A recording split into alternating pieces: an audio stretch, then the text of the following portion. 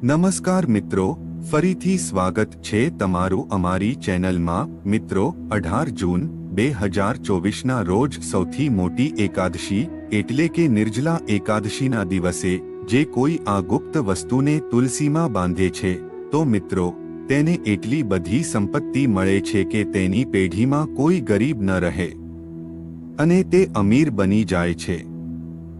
મિત્રો, જો કોઈ વ્યક્તિ આ એકાદશી પર વિશેષ ઉપાય કરે છે તો તેના ભાગ્યના દ્વાર ખુલી જશે, વર્ષોની દરિદ્રતા દૂર થશે, ભગવાન વિષ્ણુ અને માતા લક્ષ્મી તમારા પર તેમના આશીર્વાદ વરસાવશે અને તમારી જોડીને ધન, સુખ અને સમૃદ્ધિથી ભરી દેશે। લગભગ 500 વર્ષ બાદ મંગળવાર 18 જૂન 2024ના રોજ એક દૈવી સંયોગ બનવા જઈ રહ્યો છે, કારણ કે આ દિવસે તમામ એકાદશીઓમાં સૌથી મોટી એકાદશી નિર્જલા એકાદશીનું પઠન થવા જઈ રહ્યું છે। એવું માનવામાં આવે છે કે આ દિવસે શુભ યોગમાં પૂજા કરવાથી બધા દુઃખ દૂર થાય છે। મિત્રો, આ વખતે નિર્જલા એકાદશીના દિવસે સિદ્ધિ યોગ અને શિવયોગ જેવા 32 શુભ યોગો બની રહ્યા છે। આ એકાદશીના દિવસે જો તમે આ ઉપાય અપનાવો છો તો તમારી બધી સમસ્યાઓ દૂર થઈ જશે અને તમને ધનની પ્રાપ્તિ થશે। નિર્જળા એકાદશી પર ભગવાન વિષ્ણુ અને માતા લક્ષ્મીની પૂજા કરો અને દહીંનું દાન કરો। એવી માન્યતા છે કે જેઠ મહિનામાં વધુ ગરમી આવે છે, પાણીનું દાન કરવું શુભ માનવામાં આવે છે। આ ઉપરાંત પાણીથી ભરેલા ઘડાનું દાન કરવાથી વ્યક્તિ માટે સમૃદ્ધિ આવે છે, તેનાથી ધનમાં અપાર વૃદ્ધિની સંભાવના રહે છે અને આ દરમિયાન મિત્રો દ્વારા કરવામાં આવેલા શુભ કાર્યોમાં વધારો થાય છે। એવું કહેવાય છે કે તુલસી માતામાં અનેક દેવી દેવતાઓ વાસ કરે છે। એકાદશીના દિવસે ભગવાન વિષ્ણુની સાથે દેવી લક્ષ્મીની પણ પૂજા કરવામાં આવે છે, કારણ કે આ દિવસે કરવામાં આવેલી પૂજા અનેક ગણું ફળ આપે છે। તેથી આ દિવસે તુલસી માતાની પૂજા કરવાથી તમારી બધી સમસ્યાઓ દૂર થઈ જશે। પૈસાની વાત હોય કે સ્વાસ્થ્યની કે પછી સંતાનની વાત હોય તો મિત્રો, વિડીયોમાં આગળ વધતા પહેલા તમને વિનંતી છે કે વિડીયોને લાઈક કરીને અમારી ચેનલને સબસ્ક્રાઇબ કરવાનું ભૂલશો નહીં તથા કોમેન્ટમાં જય શ્રી હરિ વિષ્ણુ, જય માં લક્ષ્મી લખવાનું ભૂલશો નહીં। મિત્રો, આ દિવસે પૂજા, ઉપવાસ, દાન વગેરે ધાર્મિક કાર્યો કરનારાઓ પર લક્ષ્મી નારાયણની કૃપા વરસશે। અમે તમને સરળ અને અસરકારક ઉપાય જણાવવા જઈ રહ્યા છીએ। મિત્રો, જો કોઈ વ્યક્તિ 18 જૂન 2024ના રોજ નિર્જલા એકાદશીના દિવસે આ ગુપ્ત વસ્તુને તુલસીમાં બાંધે છે તો તેને એટલી બધી સંપત્તિ મળે છે કે તેની પેઢીમાં કોઈ ગરીબ નથી રહેતું અને તે બની જાય છે। એકાદશી પર આ વિશેષ ઉપાય કરશે તો તેના ભાગ્યના દ્વાર ખુલી જશે, વર્ષોની ગરીબી દૂર થશે, ભગવાન વિષ્ણુ અને માતા લક્ષ્મી તમારા પર અપાર આશીર્વાદ વરસાવશે। મિત્રો, દરેક વ્યક્તિ તુલસીનું વાવેતર કરે છે, પરંતુ ખૂબ ઓછા લોકો જાણે છે કે તુલસીની નીચે આ વસ્તુ બાંધવાથી તમને ખૂબ જ આશીર્વાદ મળે છે, માતા લક્ષ્મી આકર્ષિત થાય છે। મિત્રો, જો તમે તમારા ઘરમાં તુલસીનો છોડ લગાવ્યો હોય તો તે તમારા પરિવાર માટે ખૂબ જ ફાયદાકારક છે। એવું માનવામાં આવે છે કે તુલસીના છોડની નિયમિત પૂજા કરવાથી ઘણા ફાયદા થાય છે।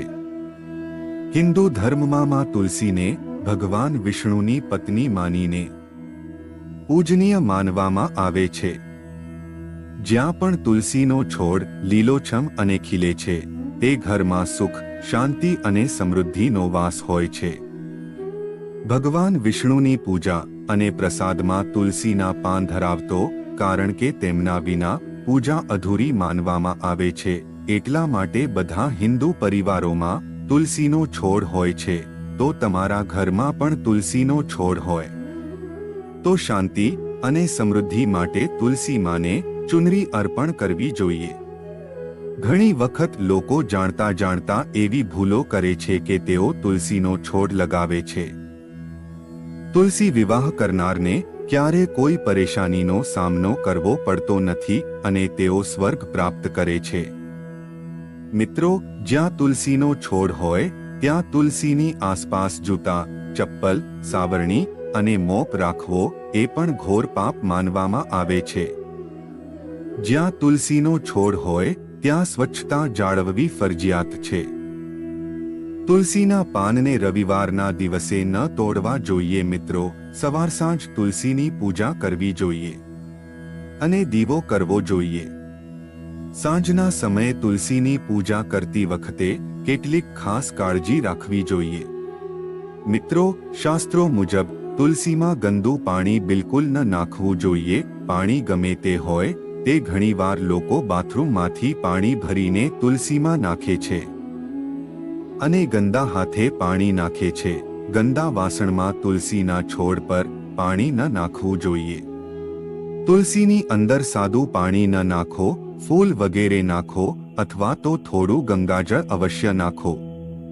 તેનાથી પાણીની ગુણવત્તા અને દૈવી શક્તિઓ અનેક ગણી વધી જાય છે. અઠવાડિયામાં એક વાર તુલસીમાં પાણી નાખો, પછી પાણીમાં થોડું શુદ્ધ ગાયનું દૂધ નાખો. તુલસીમાં ગાયનું દૂધ ભેળવવાથી ઘરમાં સુખ આવે છે. મિત્રો, તુલસીની અંદર કોઈ પણ દેવી કે દેવીની મૂર્તિ ન લગાવવી જોઈએ. તમારે તુલસીમાં ફક્ત શાલિગ્રામની મૂર્તિ રાખવી જોઈએ. તે શ્રેષ્ઠ અને સૌથી વધુ શુભ માનવામાં આવે છે. તુલસી ઘરમાં સુકાઈ ગઈ હોય તો કોઈ માટીમાં દાટી દેવી જોઈએ અથવા તો તેને વહેતા પાણીમાં ડૂબાડી દેવી જોઈએ. તુલસીનો છોડ ઘરમાં રાખવો ખૂબ જ શુભ માનવામાં આવે છે. મિત્રો, રામ તુલસી, શ્યામા તુલસી, વિષ્ણુ તુલસી, વાદળી તુલસી, પરંતુ શાસ્ત્રો અનુસાર આપણા ઘરમાં માત્ર રામ તુલસી અને શ્યામા તુલસી લગાવવામાં આવે તો શુભ માનવામાં આવે છે. રામ તુલસી અને શ્યામ તુલસી સિવાય ઘરમાં અન્ય કોઈ પણ પ્રકારની તુલસી રાખવી યોગ્ય નથી. માનવામાં આવે તો આપણા ઘરમાં માત્ર શ્યામ તુલસી અને રામ તુલસી લગાવવામાં આવે છે. તે ખૂબ જ શુભ માનવામાં આવે છે. તો મિત્રો, આજની માહિતી તમને પસંદ આવી હોય તો વિડીયોને લાઈક કરી શેર કરજો તથા અમારી ચેનલને સબસ્ક્રાઇબ પણ જરૂરથી કરી લેજો. જય શ્રી કૃષ્ણ.